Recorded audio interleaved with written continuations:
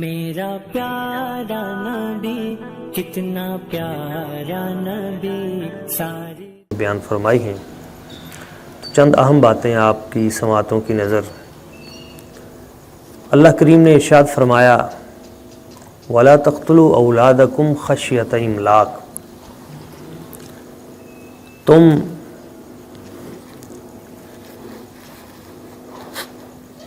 اپنی اولاد کو مفلسی کے ڈر سے قتل نہ کرنا۔ لا تقتلوا اولادکم، اپنی اولاد کو قتل نہ کرنا۔ خشیۃ املاق، مفلسی اور غربت کے ڈر کی وجہ سے تم اپنی اولاد کو قتل نہ کر دینا۔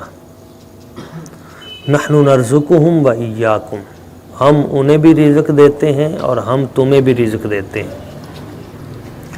اپنی اولاد کو مفلسی اور غربت کے ڈر کی وجہ سے قتل نہ کر دینا۔ انہیں ہم رزق دیتے ہیں اور تمہیں بھی ہم رزق دیتے ہیں۔ بے شک اولاد کو قتل کرنا بہت بڑی غلطی ہے۔ اس آیت مبارکہ میں والدین کے لیے اللہ کریم کی ذات ببرکات کچھ احکامات ارشاد فرما رہی ہے۔ پہلا تو حکم یہ ہے کہ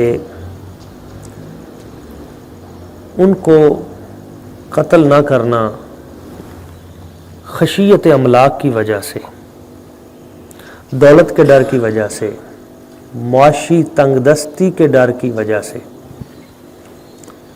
آج کے دور میں یہ مسئلہ نہایت اہم ہو گیا ہے کہ عمومی طور پہ لوگ اپنی اولاد سے اس لیے گریزاں ہو جاتے ہیں کہ کہیں ان کو پالنا نہ پڑے، ان کے رزق کی وجہ سے۔ اس دور میں تو ایک عرب کے بادیہ نشین وہ عمومی طور پہ گھبراتے تھے، اور چونکہ ان کی زندگی کا بیشتر حصہ صحراؤں میں گزرتا تھا، اس لیے اولاد کو پالنا ان کے لیے ایک مسئلہ تھا۔ اور چونکہ ابھی وحی الہی بھی نازل نہیں ہوئی تھی، اس لیے وہ اولاد کو بسا اوقات خود مار دیتے تھے، بچوں کو بھی مار دیتے تھے بسا اوقات، اور بیٹیوں کو زندہ درگور کرنا یہ تو مشہور تھا کہ وہ خشیت املاک کی وجہ سے یا اپنی عزت کے جھوٹے ناموس کی وجہ سے وہ اپنی بچیوں کو زندہ درگور کر دیتے تھے، یہ مشہور تھا۔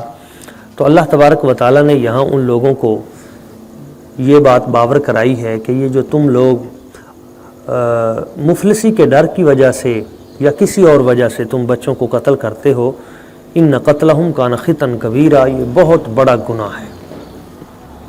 اسی طرح آج ایک ٹرینڈ چل پڑا ہے، اور عمومی طور پہ ہمارے ہاں یورپ کی تقلید کا ایک ایسا رواج شروع ہو گیا ہے جو بہت تکلیف دہ ہے۔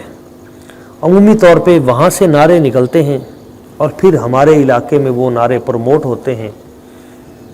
تو جیسے دیگر نعرے نکلے حقوق نسواں اور اس طرح کے، اسی میں ایک نعرہ اس طرح کا بھی نکلا کہ بچے دو ہی اچھے، اور اس طرح کے آواز بھی بلند ہوئی۔ اس پہ پھر خاندانی منصوبہ بندی اور اس طرح کے لوگ شامل ہو گئے کہ اولاد جو ہے یہ تو بڑی پریشانی کی باعث ہے، اور اولاد زیادہ ہو گئی تو ان کے رزق کا معاملہ جو ہے وہ بہت مشکل ہو جائے گا، اور فلاں فلاں فلاں اس طرح بہت کچھ پھر باتیں۔ اور وہ یوں لگتا ہے کہ جیسے وہ ہمارے عقائد میں یہ چیز شامل کر رہے ہیں آہستہ آہستہ کہ جیسے ہم اپنی اولاد کے رازق اور خالق خود ہیں۔ جب ہم یہ سمجھتے ہیں کہ ہم خالق ہیں، ان کو رزق ہم دے رہے ہیں، ان کو پال ہم رہے ہیں، انہیں تخلیق ہم کر رہے ہیں، تو پھر تو یہ سوال بنتے ہیں۔ اور جب رب فرماتا ہے کہ نحن نرزقہم وایاکم، انہیں بھی رزق ہم نے دینا ہے، آپ کو بھی رزق ہم دیتے ہیں، رزق کا مالک وہ ہے۔ ابھی بچہ اس دنیا میں آتا نہیں ہے، چوتھے مہینے میں وہ شکم میں ہوتا ہے، جس وقت اس کی روح ڈالی جاتی ہے، تو اس وقت فرشتہ ساتھ 4 چیزیں اور بھی لکھتا ہے، اور ان 4 چیزوں میں پہلی چیز جو لکھتا ہے وہ اس کا رزق ہے۔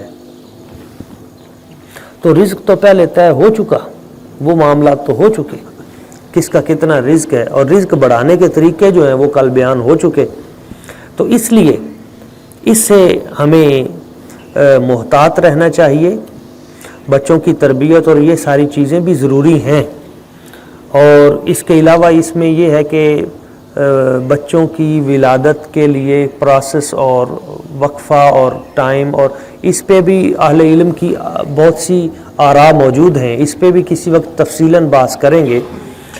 مگر اس ڈر سے بچوں کو قتل کر دینا، اس ڈر سے ابارشن کروا لینا، اس ڈر سے تولیدی جو معاملات ہیں ان میں سے اپنے آپ کو قطع کر لینا یا نسل کشی کر لینا، یا اس طرح جو آج کل ایک ٹرینڈ چل پڑا ہے، بلکہ اس پہ کچھ نہ کچھ ان کو لوگوں کو دیا بھی جاتا ہے، اور خاص طور پہ جو ورکر ہوتے ہیں ان کو بھی ان بنیادوں پہ پروموٹ کیا جاتا ہے کہ آپ نے کتنی عورتوں کی اور مردوں کی جو ہے وہ نسل کشی کی، اور ان کا تو یہ درست نہیں ہے، یہ شرعاً بھی درست نہیں ہے، یہ اخلاقاً بھی درست نہیں ہے، اور یہ کسی اعتبار سے بھی صحیح نہیں ہے۔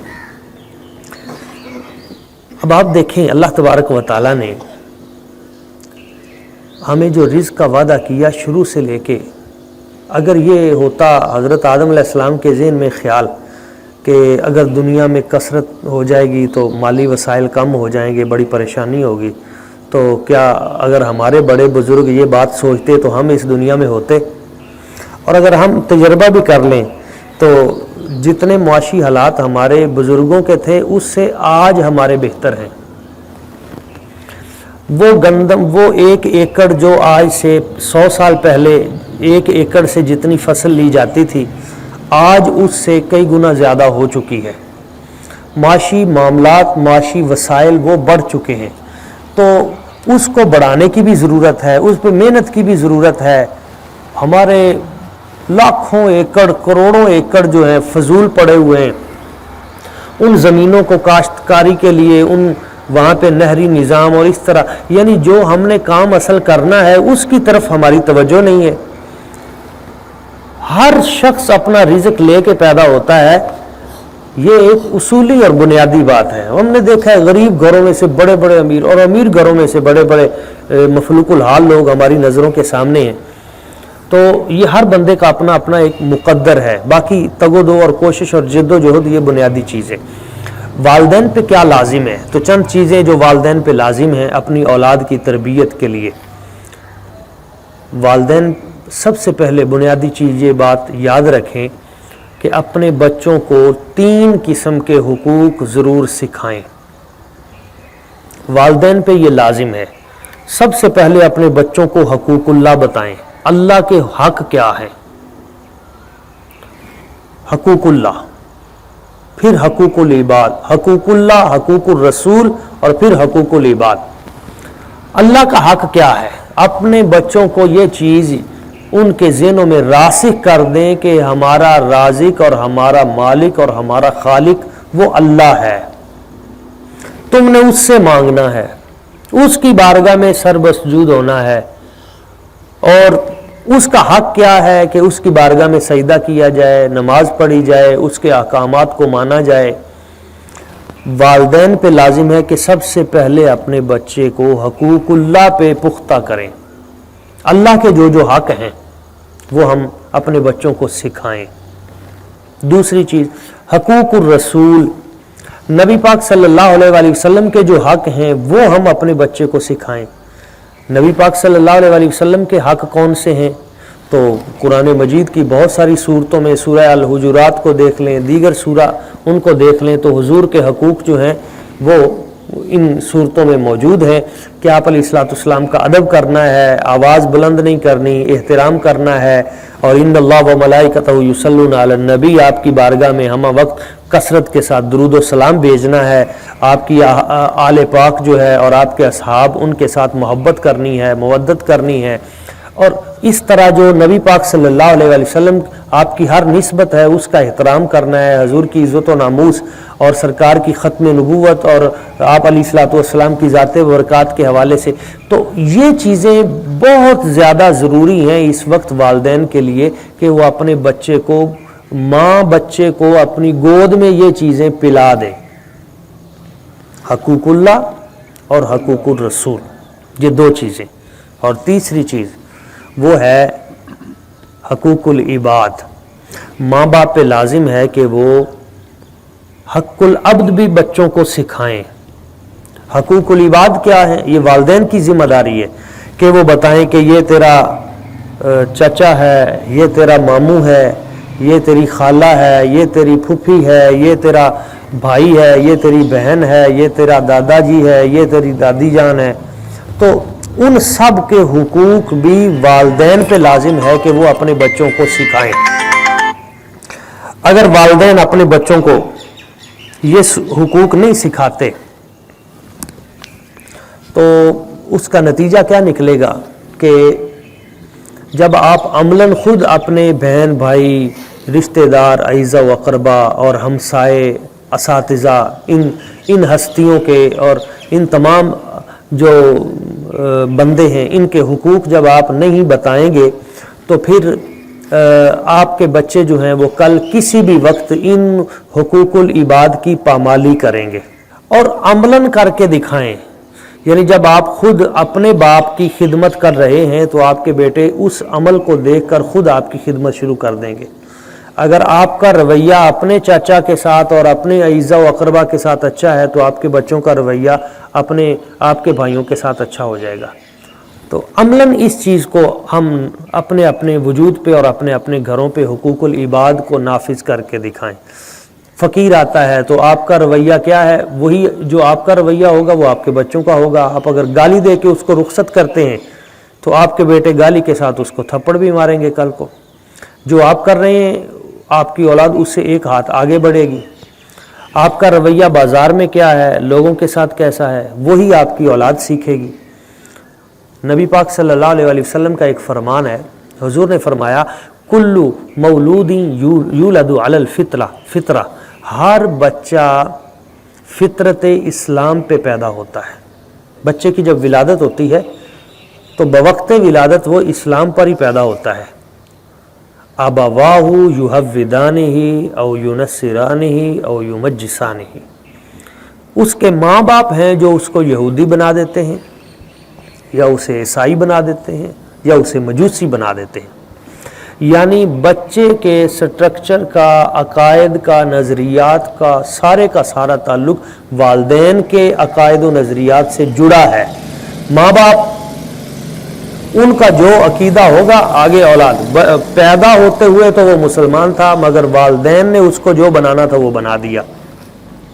اب اگر آپ کے جو عقیدے ہیں، آپ کی اولاد اگر اس عقیدے پہ نہیں ہے تو کہیں نہ کہیں آپ سے خامی تو ہوئی ہے۔ تو اپنے عقائد اپنے بچوں کو ضرور سکھائیں، اپنے نظریات اور اپنے عقائد اور اپنے بزرگوں کی محبت اور آپ کے جو بھی ان چیزوں کو اپنے بچوں میں ضرور منتقل کریں، ورنہ نتیجہ کیا نکلے گا کہ جب وہ معاشرے میں نکلیں گے اور جدید تعلیم کے زیر اثر، پھر جب آپ نے اس ورق کو خالی چھوڑا ہوگا تو خالی ورق پہ جو بھی لکھ دیا جائے وہ پختہ ہو جاتا ہے۔ آپ نے اگر اپنے بچے کو حقوق اللہ اور حقوق الرسول نہیں سکھائے، نبی پاک صلی اللہ علیہ وسلم کی ختم نبوت، حضور کی ناموس، حضور کی عزت اور دیگر تمام چیزیں، آپ نے اس ورق کو اگر خالی چھوڑا ہوا ہے اور اس کے عقائد جو ہیں وہ بھی بنیادی طور پہ نہیں، نہ اسے نماز، روزہ، حج، زکوٰۃ، مسجد کا پتہ ہی نہیں ہے، تو پھر جس وقت یہ بچہ آگے مارکیٹ میں جائے گا تو پھر جو شخص اس کے اوپر رقم کرے گا وہی اس پہ نقش ہو جائے گا۔ اور آج کے دور میں چونکہ جدید میڈیا، کمیونیکیشن اور یہ جو فیس بک، ٹویٹر، واٹس ایپ اور یہ تمام جتنی بھی سیکھنے کی چیزیں ہیں، سکرین، یہ چونکہ وہاں سے آئی ہے اور اسی نظریات ان کے غالب ہیں، تو وہ جو کچھ بچہ دیکھ رہا ہے وہ آہستہ آہستہ بچہ وہی کچھ بن رہا ہے۔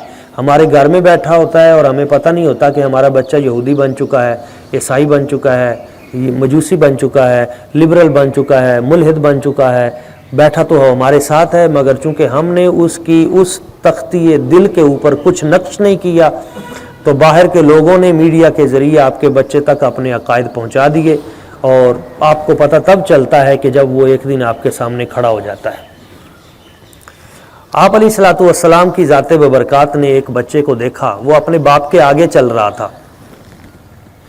تو حضور علیہ الصلوۃ والسلام نے اسے بلایا اور فرمایا لا تمشی امامہ، باپ کے آگے نہ چل، ولا تجلس قبلہ، باپ سے پہلے نہ بیٹھ، لا تدعو باسمی، باپ کو نام لے کر نہ پکار، ولا تستتب لہ، اور اپنے باپ کو گالی بھی نہ دلوا۔ یعنی 4 چیزیں حضور نے بیان کی، باپ کے آگے نہیں چلنا، اس سے پہلے بیٹھنا نہیں ہے، اور اس کو نام لے کر نہیں پکارنا، القابات کے ساتھ پکارنا ہے، اور لا تستتب لہ، اس کو گالی نہیں دلوانی، یعنی کوئی ایسا برا کام نہیں کرنا جس کی وجہ سے لوگ تیرے باپ کو برا کہیں۔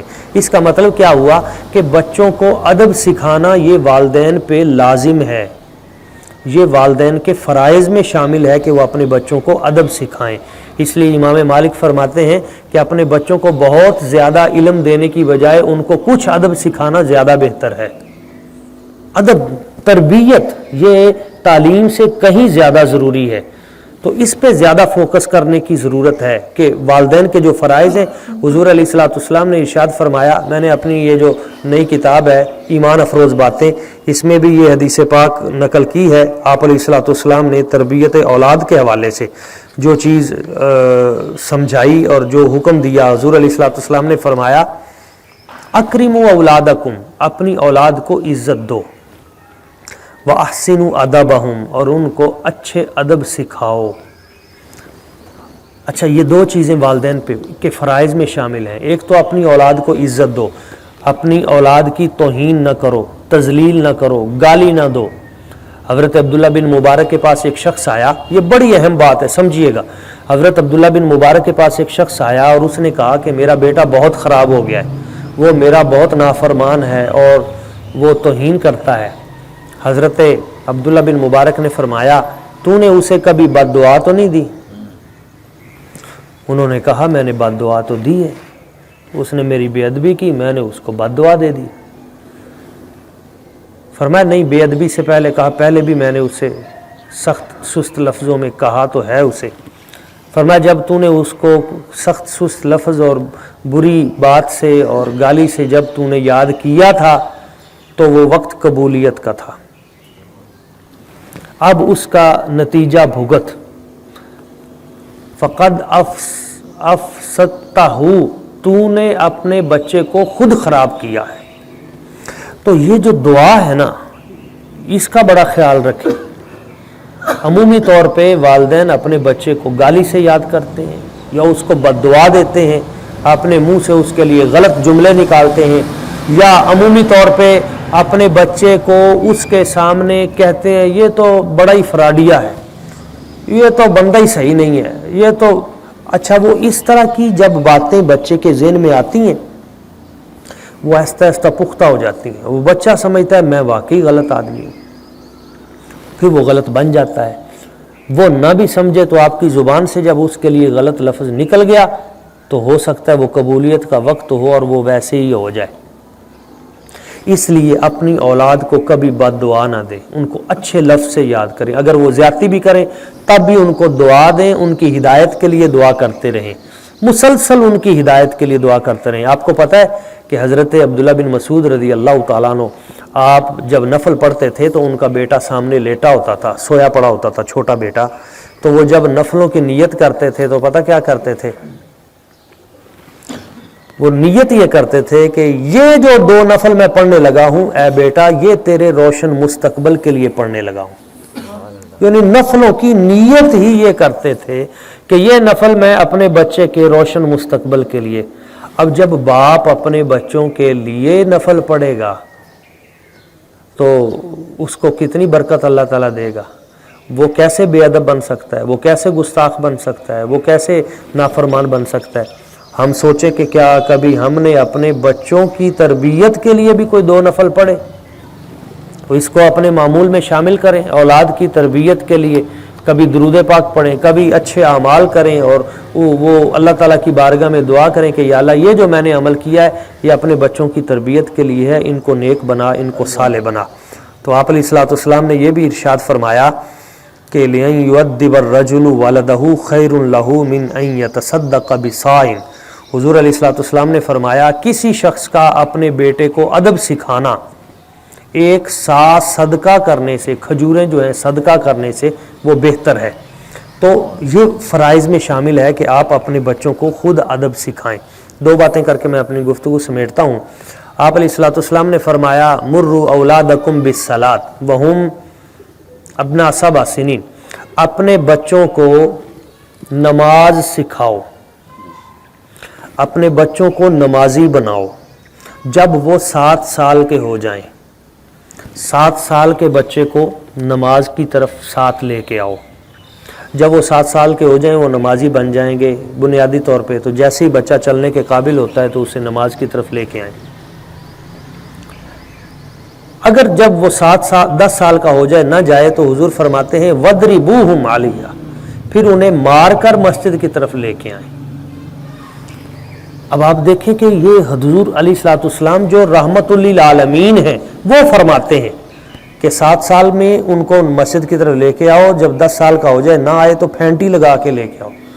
جب سراپا رحمت ہے حضور تو پھر وہ مار کا کیوں کہہ رہے ہیں؟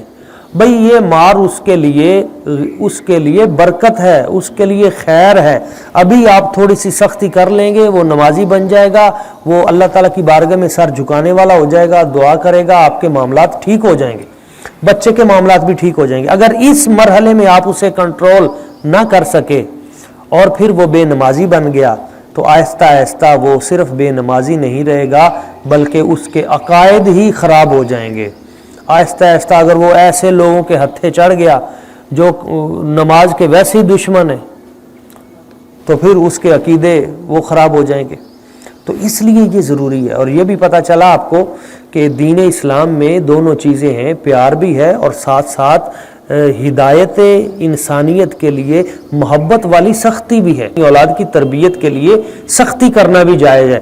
آج کچھ لوگ کہتے ہیں نہیں جی نہیں، مار نہیں پیار یہ اسکولوں میں اور اس طرح، تو ہم کہتے ہیں اگر آپ نے اس کو اصول کے طور پہ لینا ہے تو ابھی ماسک لگانے پہ آپ یہ جو مطلب فوج کو بلا رہے ہیں اور اس کے اوپر اتنا کچھ کر رہے ہیں، اب مار نہیں پیار والا اصول کدھر گیا؟ اس کا مطلب ہے نہیں، قوم کی ہدایت کے لیے یہ چیز بھی ساتھ رکھنی ضروری ہے، ورنہ روزانہ اتنے پرچے اور اتنے زیادہ جو ہے یہ نہ ہوتے۔ تو بنیادی طور پہ اپنے بچوں کو نمازی بناؤ، اور جس وقت وہ بچے نمازی بن جائیں گے، حضور فرماتے ہیں جب بچہ پیدا ہو تو اگر اس کی زبان پہ سب سے پہلے لا الہ الا اللہ آ گیا، محمد رسول اللہ، کلمہ شریف بچے نے سیکھا، اللہ کا لفظ سیکھا، اور پھر حضور فرماتے ہیں 1000 سال وہ بندہ زندہ رہا، اور جب وہ دنیا سے جانے لگا تو آخری لمحے اس کی زبان پہ پھر لا الہ الا اللہ محمد رسول اللہ آ گیا۔ تو حضور فرماتے ہیں وہ جو 1000 سال کی اس کی زندگی ہے نا، تو اس 1000 سالہ زندگی میں سے یہ جو شروع میں بچے نے پیدا ہونے کے بعد سیکھتے ہوئے لا الہ الا اللہ محمد رسول اللہ سیکھا اور دنیا سے جاتے ہوئے کلمہ طیبہ، تو ان 2 کلموں کی وجہ سے 1000 سالہ زندگی میں سے 1 گناہ بھی نہیں لکھا جائے گا، سب مٹا دیے جائیں گے کلمہ طیبہ کی برکت سے۔ تو یہ کس نے کرنا ہے؟ یہ حضرت شاہ رکن عالم پہ میں نے ایک ٹی وی پروگرام کیا تو میں نے ان کا جب مطالعہ کیا تو حضرت شاہ رکن عالم کی والدہ محترمہ نے اپنے گھر کی جو کنیزیں اور خادمائیں تھیں ان پہ پابندی لگائی تھی کہ یہ میرا جو بیٹا پیدا ہوا ہے اس کے سامنے تم نے لفظ اللہ کے سوا بولنا ہی نہیں، پابندی لگا دی تھی۔ 4 سال تک پابندی لگائی رکھی کہ تم نے اس گھر میں اس بچے کے سامنے اللہ پاک کے ذکر کے سوا کچھ نہیں بولا، تو وہ اللہ کا ذکر ہی ہوتا تھا اس گھر میں۔ تو جب حضرت شاہ رکن عالم تھوڑے سے بولنے کے قابل ہوئے تو آپ کی زبان پہ سب سے پہلے لفظ اللہ ہی آیا، وہی لفظ یاد ہوا۔ تو جب وہ لفظ یاد ہوا تو آپ کی والدہ محترمہ نے فرمایا اب خیر ہے، کیونکہ اس کی ابتدا اللہ کریم کے نام سے ہوئی ہے۔ تو جب والدہ نے اتنی محنت کی تو پھر مستقبل میں وہ بچہ شاہ رکن عالم بنا، وہ اتنے بڑے مقام پہ پہنچا۔ تو یہ ماں کی جو ڈیوٹی ہے یہ زیادہ ضروری ہے۔ والدہ کی وضو کر کے اگر کوئی بی بی جو ہے وہ اپنے بچے کو دودھ پلاتی ہے اس کی تاثیر اور ہے، بغیر وضو کے اگر دودھ پلاتی ہے تو اس کی تاثیر اور ہے۔ تو آخر میں ایک واقعہ بیان کر کے اپنی گفتگو سمیٹتا ہوں۔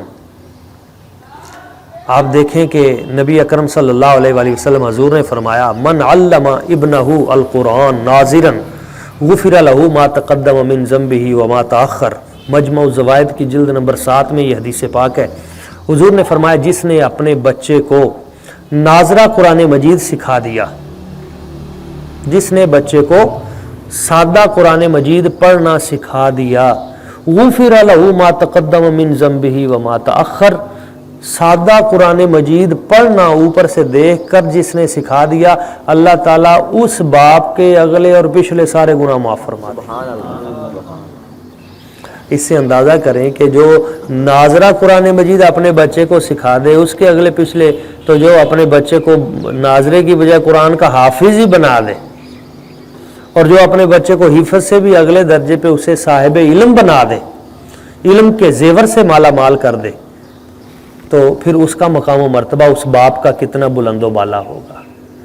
اس لیے ایک بہت بڑے امام تھے جن کا نام تھا حضرت فروخ۔ حدیث کی دنیا میں بہت بڑے امام گزرے ہیں، حضرت ربیعہ رائے۔ تو حضرت ربیعہ رائے کے جو والد ہیں ان کا نام ہے حضرت فروخ۔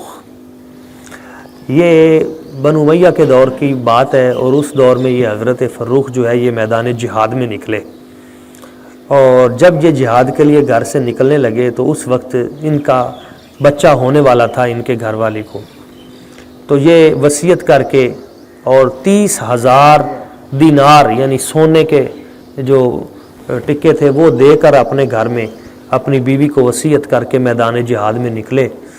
اور پھر یہ نکلے اور ایسے نکلے کہ پھر جنگ سے اور پھر آگے نکلتے نکلتے ان کی قید ہو گئے، پھر وہاں پڑے رہے، پھر وہاں جہاد کرتے رہے، اور وہ بچہ پیدا ہو گیا اور پھر وہ جوان ہو گیا، اور یہ 27 سال گزر گئے۔ حضرت فروخ 27 سال کے بعد واپس آئے اپنے گھر گھوڑے پہ، جب واپس اپنا نیزہ پکڑا ہوا ہے 27 سال کے بعد اپنے گھر آئے، اور اپنا دروازہ جو ہے وہ کھٹکھٹایا اور اندر گھر میں داخل ہونے لگے، تو وہ بیٹا جو ہے وہ 27 سال کا جوان ہو چکا تھا اور بہت بڑے عالم بن چکے تھے، حضرت ربیعہ رائے۔ انہوں نے دیکھا کہ ایک شخص ہے، نیزہ اس نے پکڑا ہوا ہے، گھوڑے پہ بیٹھا ہے اور وہ جناب گھر میں داخل ہو رہا ہے، تو اس نے کہا بھئی تمہیں خدا کا خوف نہیں ہے کہ تم بغیر اجازت کے اور اس انداز میں تم گھر میں داخل ہو رہے ہو؟ تو انہوں نے کہا تم کون ہو؟ گھر تو میرا ہے، تم یہاں کہاں سے آ گئے ہو؟ اب دونوں نے پہچانا نہیں ایک دوسرے کو۔ اب جب ان کی آپس میں لڑائی بڑھی، محلے کے لوگ اکٹھے ہوئے، تو حضرت ربیعہ رائے جو تھے ان کی والدہ محترمہ، انہوں نے اندر سے آواز پہچان لی۔ انہوں نے کہا بیٹا ربیعہ یہ تیرا باپ ہے، اپنے باپ کا ادب کرو، احترام کرو، تمہیں نہیں پتا؟ تو اس وقت وہ انہوں نے اپنے والد گرامی کے ہاتھ چومے اور گلے ملے اور رونے لگے دونوں، اور اس کے بعد حضرت فروخ جو تھے وہ اپنے گھر آ گئے، اور حضرت ربیعہ جو ہے وہ مسجد نبوی شریف میں چلے گئے، مدینہ شریف میں رہتے تھے۔